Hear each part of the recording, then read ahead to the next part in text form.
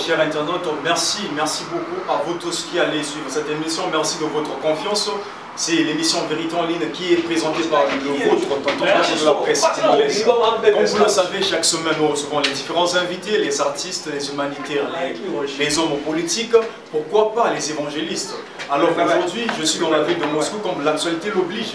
Je suis venu rencontrer un pasteur à l'occasion de l'anniversaire de cette église. Comme on le dit souvent, qu'ici en Russie, les églises de réveil n'existent pas. Est-ce que vraiment c'est une réalité ou encore ce sont juste des rumeurs? Alors vous allez suivre en intégralité dans cette émission que je veux recevoir aussi le pasteur même de cette église qui va nous donner aussi quelques informations. Alors je m'en vais très rapidement saluer celui qui est derrière la caméra, il s'appelle Danny Mif, Richesse Sansana, big dédicace à toi, c'est lui le grand caméraman ici à Moscou. Si vous êtes à Moscou, n'hésitez pas de le contacter. Et merci aussi à toute ma base de d'Ivanovo. Là je vois Luc Mombetti qui est de l'international, Arnel Ekounia, le mannequin. Et aussi le sponsor officiel de cette émission qui s'appelle Godman Ibata, le cœur de Mami chez Kanza. Merci à toi, merci pour tout ce que tu fais. Grâce à toi, cette émission va de l'avant. Alors, sans plus tarder, si je suis de mèche avec mon caméraman, nous allons rentrer déjà pour recevoir notre invité. Eh bien, merci. Comme je vous l'ai dit en préambule de cette émission, je reçois pour vous un des pasteurs ici, à Moscou plus précisément. Il va nous parler de l'église, il va nous parler de comment ça se passe ici. Alors, je veux déjà lui saluer. Bonjour, pasteur. Bonjour, mon frère. Merci beaucoup, pasteur. Nous vous prenons à pied levé. Ici, vous allez nous dire, s'il vous plaît, vous vous appelez qui et vous êtes de quel pays? Bien, je suis le pasteur Tati Alfred. Oui. Je suis originaire de la Côte d'Ivoire. Je vis dans ce pays déjà longtemps. Donc, il y a beaucoup de choses que je peux vous dire concernant ce début, concernant aussi le ministère dans ce pays et tout ça. Voilà. Et ça fait déjà combien de temps que vous habitez ici à Moscou? Bon, précisément à Moscou, je suis à Moscou depuis 1999. Je suis à Moscou depuis 1999. Et puis, mais ce n'est pas en 1999 que nous avons commencé. J'ai commencé d'abord à être étudiant. En 1999, je faisais le doctorat en médecine à Roudéenne. Et donc, bon, après, les choses ont changé. Dieu l'a décidé. Merci beaucoup. Là, vous comprenez que je suis avec le pasteur Akadi. C'est bel et bien ça? Akadi, oui. Le pasteur Akadi. Alors, le pasteur, vous allez nous dire, ça fait combien de temps déjà l'église de Moscou, la communauté évangélique de Moscou existe? Bien, la communauté évangélique de Moscou existe depuis le 23 novembre 2003. Le 23 novembre 2003, et cette communauté a commencé son premier culte. C'est une communauté dont le pasteur principal est le pasteur Santa Mouzani. Elle est une Ivoirienne. Elle est venue dans ce pays pour pouvoir travailler avec son mari. Et puis Dieu a permis qu'elle puisse par son de cette femme-là, cette communauté a été créée. Voilà, depuis lors, la communauté existe, ça fait maintenant 15 ans. Merci beaucoup. La communauté évangélique de Moscou a totalisé ses 15 ans aujourd'hui. Alors, pasteur, vous allez nous dire quelles sont les difficultés que vous avez confrontées pendant toutes ces années. Aux églises de pouvoir être connues officiellement afin de pouvoir œuvrer aussi facilement. Parce que les églises pouvaient pousser comme des champignons. Donc pour éviter ça, la loi a été mise en place pour que les églises puissent s'enregistrer officiellement au ministère de la Justice et œuvrer librement sans qu'il y ait des problèmes. C'est ce qui a été fait. C'est ce qui a été fait. Bon, aussi, si les églises ne sont pas, ne peuvent pas se mettre en règle, parce qu'on tient compte du fait que pour se mettre en règle, il faut être russe. Il faudrait qu'il y ait des Russes au milieu de vous. Alors, les églises africaines, étrangères, qui n'ont pas de Russes au milieu, on leur a dit simplement qu'il faudrait qu'ils soient dans des centres chrétiens comme celui-là, pour pouvoir œuvrer, pour qu'on puisse quand même avoir les yeux sur eux. Donc, c'est un peu ça. C'est un peu ça. Sinon, c'est bien sûr que ce n'est pas l'Europe, bien sûr que ce n'est pas l'Europe occidentale, je veux dire. Ce n'est pas l'Afrique où on dit qu'il faut s'élever et puis faire ce qu'on veut. Ici, les gens veulent tout contrôler, tout voir pour ne pas qu'il puisse avoir l'extrémisme qui puisse prendre le dessus. Donc c'est un peu ça. Sinon, c'est pas aussi facile, je vais dire, de pouvoir ministrer ici. Parce que les conditions ne sont pas aussitôt réunies.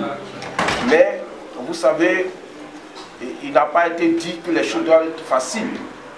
Dieu est celui qui veille sur toutes choses et qui est capable de pouvoir amener à bien toute œuvre qui vient de lui. C'est pour cela que même dans les difficultés, on arrive quand même à pouvoir porter le message. Surtout, nous le faisons pour les Africains qui viennent Portugais et qui ont déjà quand même une certaine base spirituelle et qui cherchent un lieu. Alors nous le faisons pour pouvoir les permettre de pouvoir se maintenir sur comment avoir toujours cette flamme là pour pouvoir suivre le Seigneur. Donc c'est un peu notre travail. Et sinon, au niveau des Russes, l'évangile passe. Il y a des Russes qui s'occupent d'eux, qui s'occupent de ces Russes-là. Et puis bon, ça va quoi. La loi a été prise au début, c'était difficile. Mais actuellement, les choses se sont calmées un peu. Parce que plus ou moins, les choses se sont équilibrées et ça va. Merci beaucoup, pasteur. Merci pour toutes ces explications qui vont faire plaisir à tous ceux qui vont nous regarder de partout où ils se trouvent. Alors, pasteur, bien que l'Église est officiellement connue par l'État, alors les croisades, l'évangélisation dans la rue, les jeunes, est-ce que vous avez la possibilité d'exercer toutes ces œuvres-là où encore il y a, malgré l'Église est officiellement reconnue, mais il y a certaines limites. Est-ce que vous pouvez nous donner les moindres détails là-dessus? Bon, vous savez, c'est pas la loi a été prise pour empêcher aussi ce genre d'activité d'évangélisation, parce qu'on se dit que le citoyen est libre. Donc il ne faut pas empiéter sur la liberté des gens. Il ne faut pas aller sur les lieux publics pour pouvoir chercher à évangéliser. Mais toutefois, dans cette loi-là, il y a une possibilité que dans votre quartier, vous pouvez le faire. Dans votre quartier, ne pas sortir de votre lieu de culte. Ne pas aller loin de votre lieu de culte. Mais il faut respecter l'ordre. Il faut respecter l'ordre. Les affiches, il ne faut pas les mettre n'importe comment. Parce que là, il faudrait qu'il y ait des cachets, il faudrait des trucs, tout ça là. Et il faudrait que cela soit réglementé. Et bon, cette réglementation-là, ça demande que vous soyez suivis par des évêques, des gens. Alors, pour éviter tout ça là, pour nous les Africains, nous travaillons avec les étudiants africains, nous travaillons avec les diplomates, nous travaillons avec ceux qui sont africains, qui sont venus qui sont sur le territoire ici. C'est avec eux que nous travaillons. C'est encore plus facile que de chercher à aller vers les Russes. Si nous cherchons à aller vers les Russes, il faudrait que ce soit des Russes qui soient devant. Donc c'est un peu ce que je peux dire.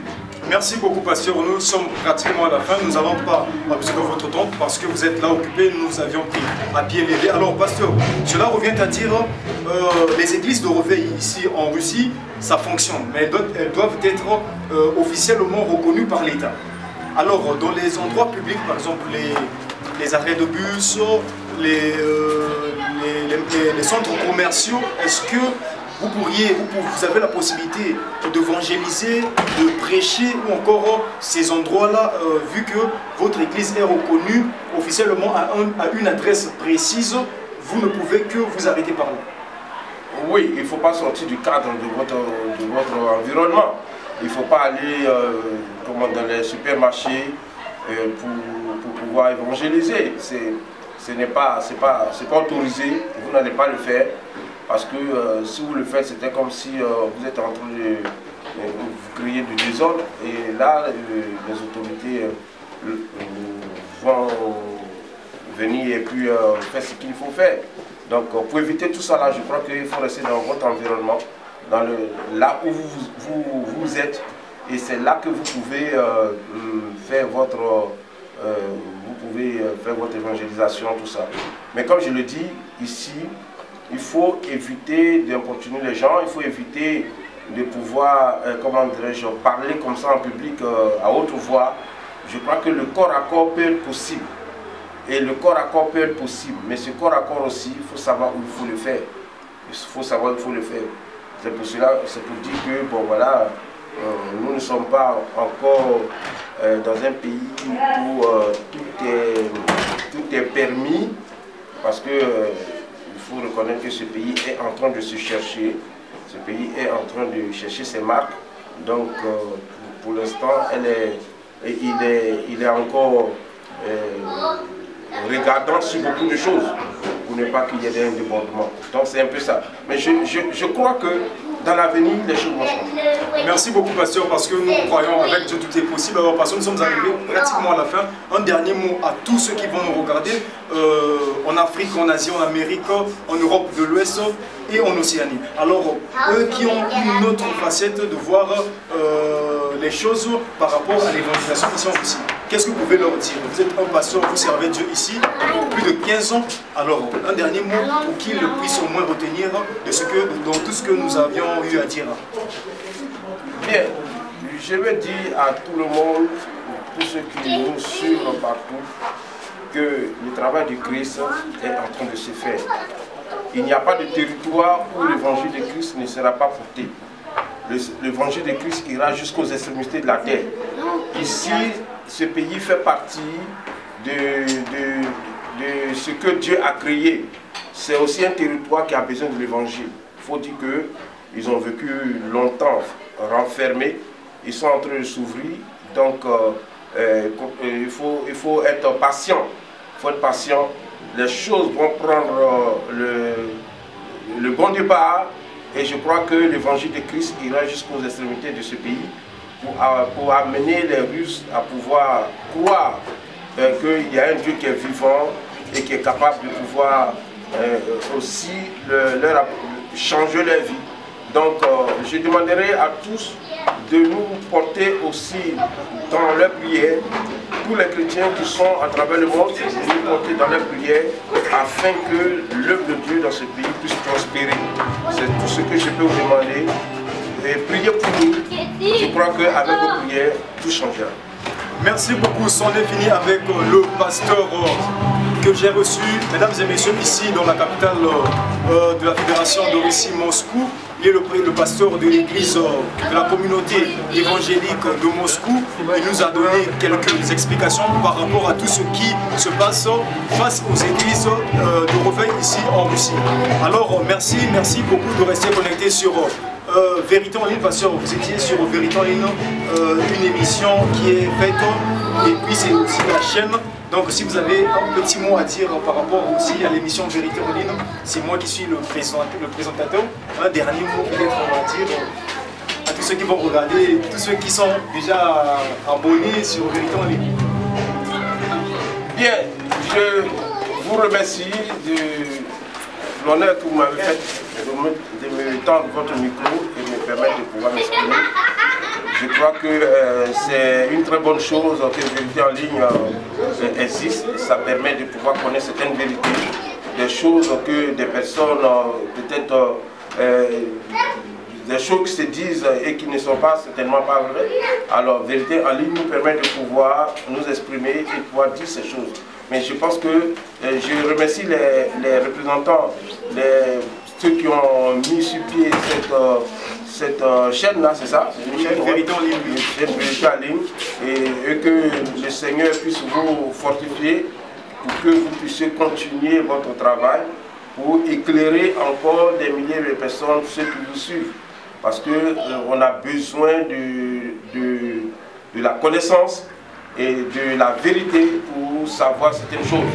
Donc je vous remercie, que Dieu vous bénisse et qu'il vous donne longue vie et que cette émission puisse prospérer pour les milliers de téléspectateurs qui sont partout dans le monde et qui vous suivent. Merci beaucoup. Le pasteur vous bénit. Il me bénit aussi. Merci beaucoup de votre confiance. Restez connectés sur Vérité en ligne, la chaîne qui est là pour vous informer. Culture d'excellence avec Tonton Blanco. Merci. C'est fini pour aujourd'hui. Au revoir.